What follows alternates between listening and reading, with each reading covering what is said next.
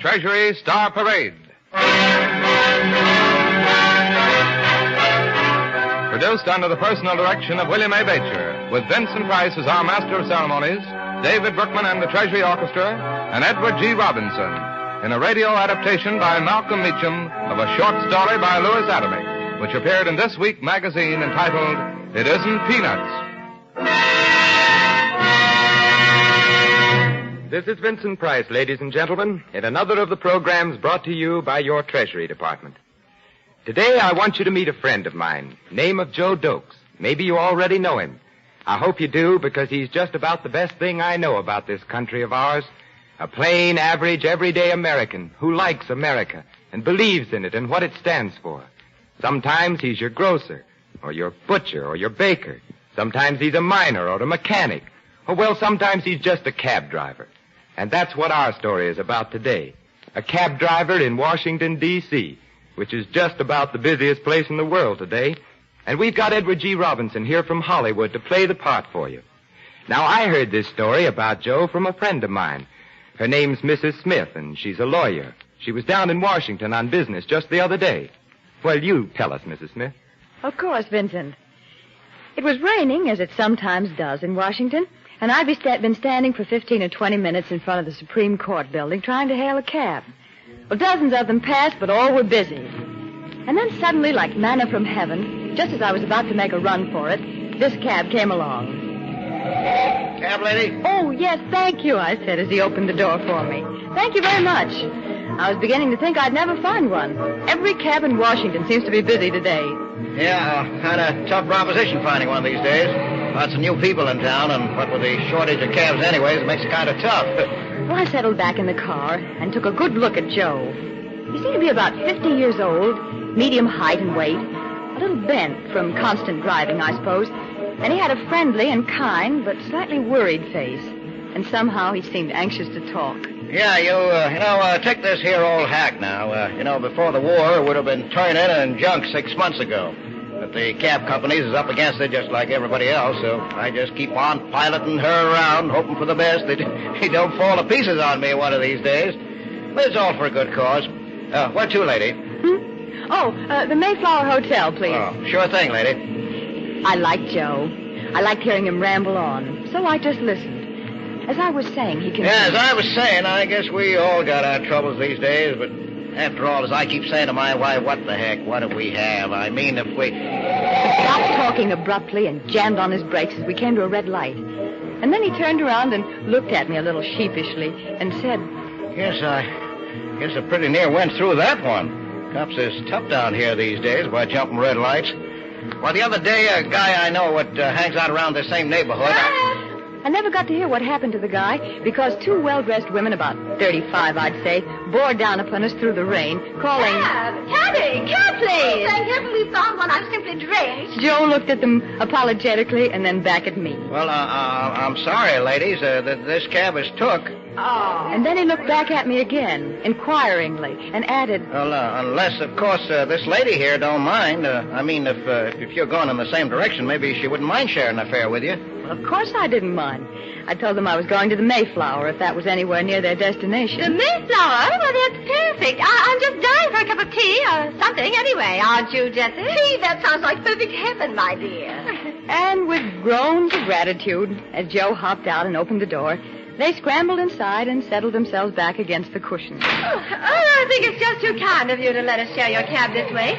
We've been waiting simply hours, and would you believe it, not a cab to be had anywhere. It was dreadful. Wasn't it, Jessie? Oh, simply ghastly. We're just drenched, really. This is too wonderful of you. I protested that it was nothing at all, that I was glad to be able to do it. And the two women settled back to the conversation which they'd evidently started on the corner.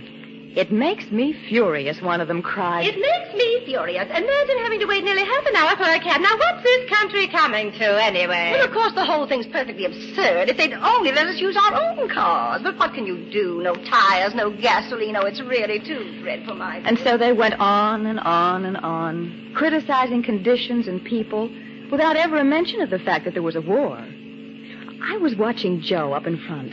He was hunched forward, his eyes on the road, but the set of his shoulders was tense, and once or twice he coughed nervously, as though he might interrupt, and then thought better of it. On and on the women went. I happen to know for a certainty, never mind who told me, but I happen to know that all this talk about rubber shortage is the purest nonsense.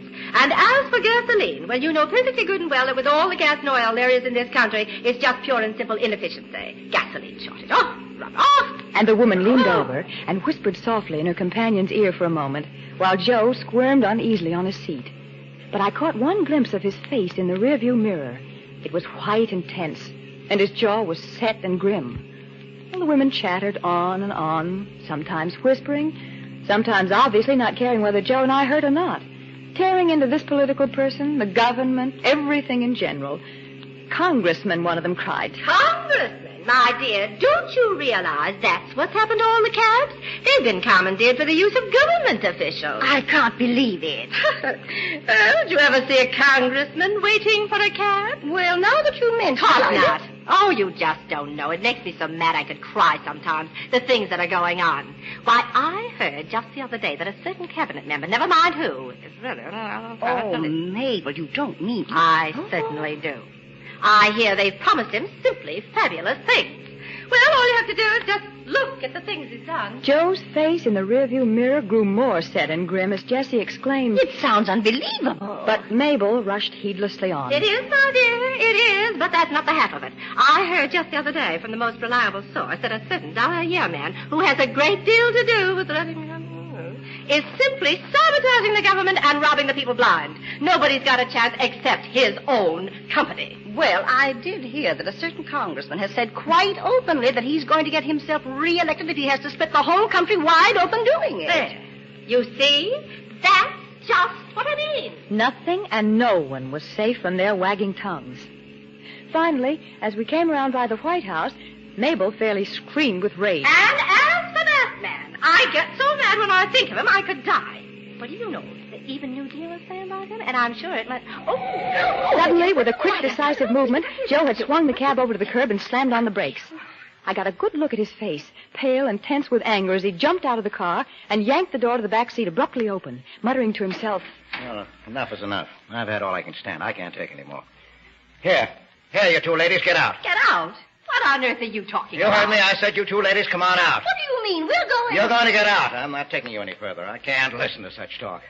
I'm afraid I'll have an accident. Well, you can't just put us out like this in all this Now, rain. come on out, please. I don't want to argue with you. Oh, I've never been so humiliated in all my life. Well, after all, it was this lady here who offered us the use of the cab. Now, I'll leave it up to her. Well, You can't just let him put us out this way. Why, it's outrageous. You I think I'll have to leave it up to the cabman. I'm sorry. Well, I never in all my Now, life... please, ladies, come out. Well, I suppose if he insists, but really, where's my bag? Wait. Oh, how much do I owe you, driver? Nothing. I demand an explanation of this outrageous behavior. Maybe we could call a policeman. After all, this is a public Now, conveyance. go on. Call a cop. See if I care. I don't want to listen to your talk. I can't. Come on, I suppose we'll have to get out. I'm sorry. I guess you don't realize what you're doing.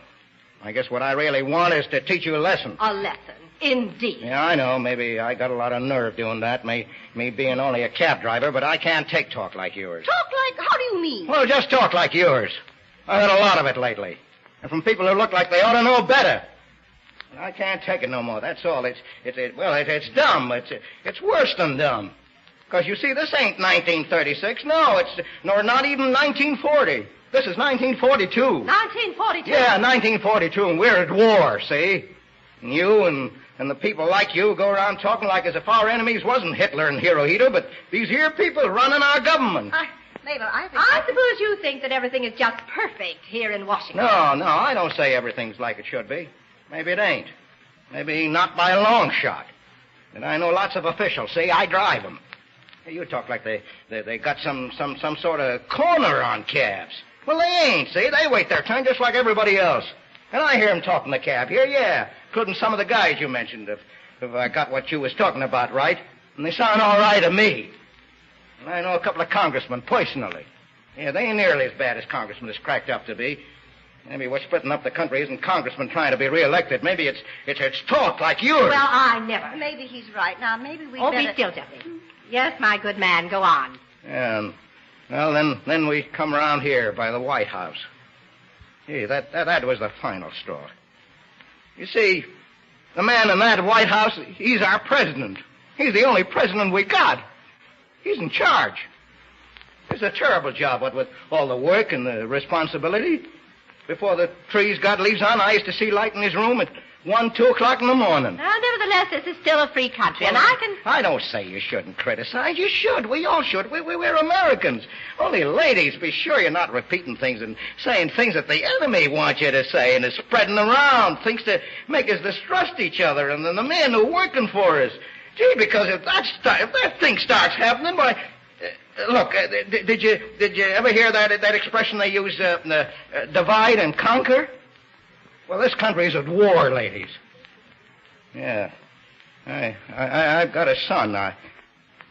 No, never mind. My son's not important to anybody but my wife and me.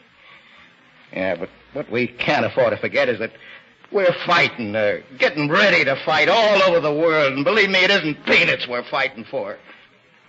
That's all. I'm sorry, madam. You said you was going to Mayflower, didn't you? Yes. Well, I'm sorry, ladies, but that's the way I feel about it. And, I'm sorry. Come on, Jesse. Like I said, I'm sorry, madam. I didn't mean to upset you, but I thought maybe they should have had a lesson, people like that. That's all right, driver. I think you were quite right. Yeah? Yeah, well, maybe I should have asked him to get back in the cab, huh? But then I guess they wouldn't have come. You think I done right, lady? I think you did exactly right. Yeah? Yeah, gee. Yeah, maybe I did. You see, it's like I said, we're at war. And believe me, it ain't peanuts we're fighting for.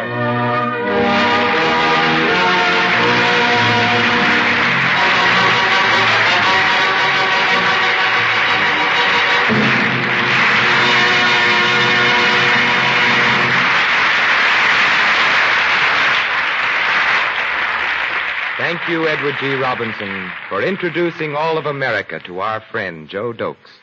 Because Joe is America, the heart and the brain and the brawn of America. Joe is the little guy who believes in America and what America stands for. Freedom, liberty, democracy. Joe is the guy whose kids are fighting in Egypt, in Australia, and flying bombers over Germany.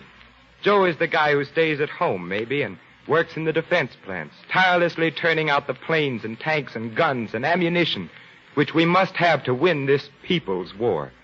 And Joe is doing something else. He's investing every penny he can afford in United States war savings bonds and stamps because Joe's wise to what's going on, and he knows that we have to have money to win this war. His motto is fight as hard as you can, work as hard as you can, and save as much as you can. Are you with Joe? Or are you going to let him carry the burden without you? Invest at least 10% of your total income and every penny more you possibly can in war savings bonds and stamps. They are your investment in the future security of America. Remember, this is your country.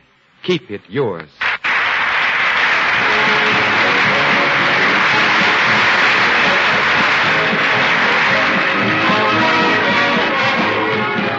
The United States Treasury Department wishes to thank the distinguished artists who gave their talents to this broadcast. Edward G. Robinson for his splendid performance, Mr. Louis Atomic for his original story, This Week magazine, and this station for the use of its facilities. This is Larry Elliott speaking for the United States Treasury.